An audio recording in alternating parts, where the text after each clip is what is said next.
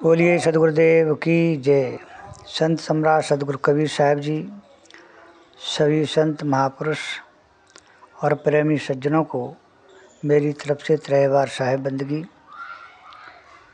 संसार में प्राणी को सुख और शांति से जीवन जीना है तो उसे क्रोध को त्यागना पड़ेगा। क्रोध हमारे शरीर में एक ऐसी बुराई है जिसके द्वारा जीवन का पतन हो जाता है। यदि इसे बुराइयों व दुर्गुणों का राजा कहा जाए तो अतिशयोक्ति न होगी। इसका क्षेत्र इतना व्यापक है कि इस पर युगों से लिखा जा रहा है और युगों युगों तक लिखा जाता रहेगा, किंतु इसकी बुराइयों का अंत नहीं हो पाएगा। आइए देखें विश्व की इन महान विभूतियों ने क्रोध के कैसे कैसे रूप पेश किए हैं। संत सम्राट सदगुरु कबीर साहब जी कहते हैं, जब तक मनुष्य के मन में काम, क्रोध, अहंकार और लोभ की अल्प मात्रा विशेष है, तब तक पंडित और मूर्ख दोनों एक समान ही हैं। कन्फ्यूशियस कहते हैं, जब क्रोध आए तो उसके परिणाम पर विचार करो। और महर्षि वेद व्यास जी कहते हैं, क्रोध से मूढ़ता उत्पन्न होती है और मूढ़ता से स्मृति नष्ट हो जाती है।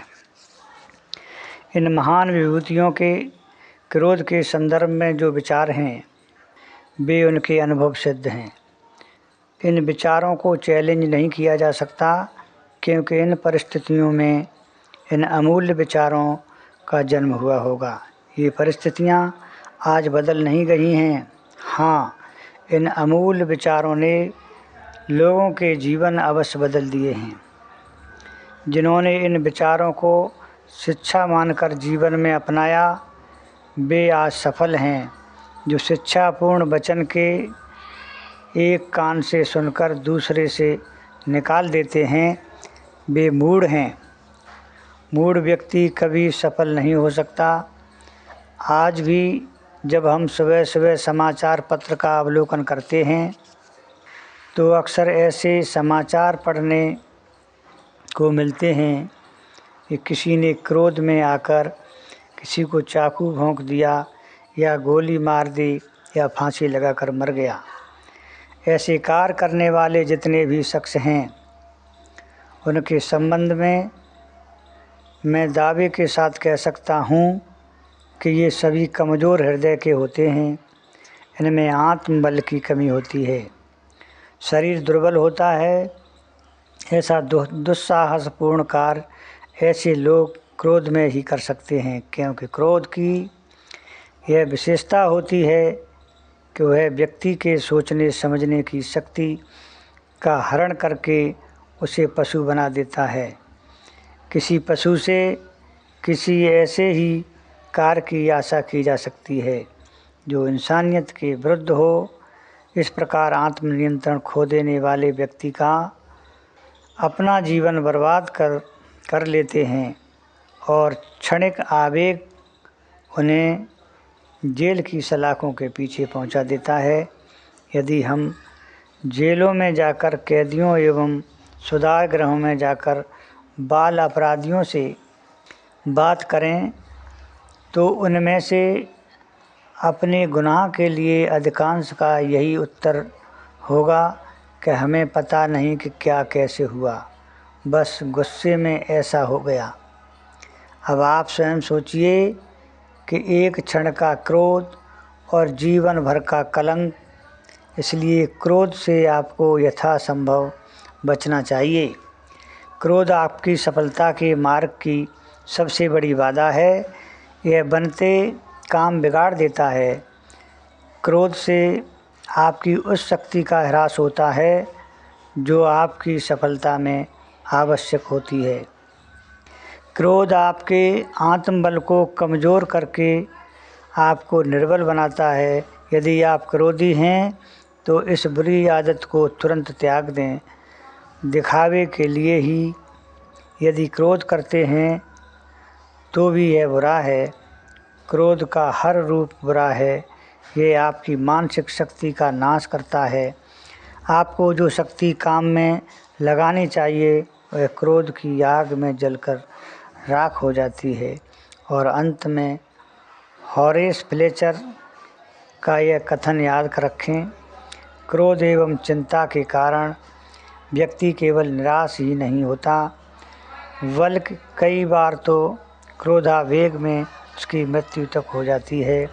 क्रोध के संदर्भ में सद्गुरु कबीर जी कहते हैं, क्रोध अगिन घर घर बड़ी, जले सकल संसार, दीन लीन निज भक्त जो, तिनके निकट उबार।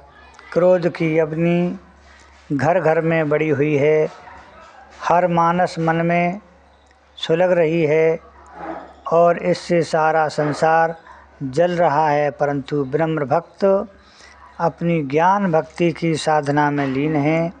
उनकी सत्संगति में ही उद्धार है, अर्थात इससे बचने का उपाय है।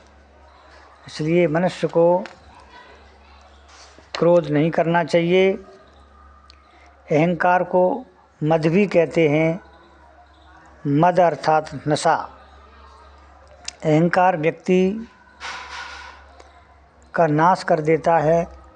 मद में गर्भ में चूर व्यक्ति अपने सामने किसी को कुछ नहीं समझता, वह अपने आप को सर्वश्रेष्ठ व दूसरों को छोटा समझता है। अपनी तुलना में दूसरे को मूर्ख व ज्ञानी समझता है, दूसरे की बात नहीं सुनता और मदान्ध होकर अनेक उल्टे सीधे काम करके अपने काम बिगाड़ लेता है। ऐसा अहंकारी व्यक्ति के संबंध में सद्गुरु कबीर कहते हैं, मद अभिमान न कीजिए, कहें कबीर समझाए, जा सिर अहम जू संचरे, पड़े 84 जाए। अर्थात मद अभिमान का त्याग कर दो।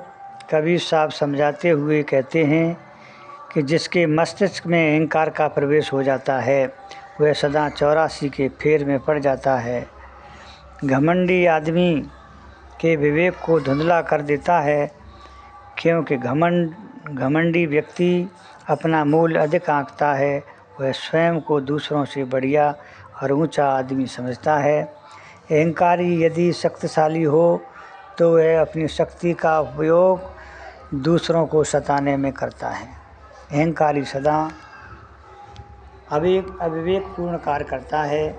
इसलिए सफलता के इच्छुकों को अहंकार का त्याग कर देना चाहिए। अहंकार व्यक्ति का विनाश कर देता है।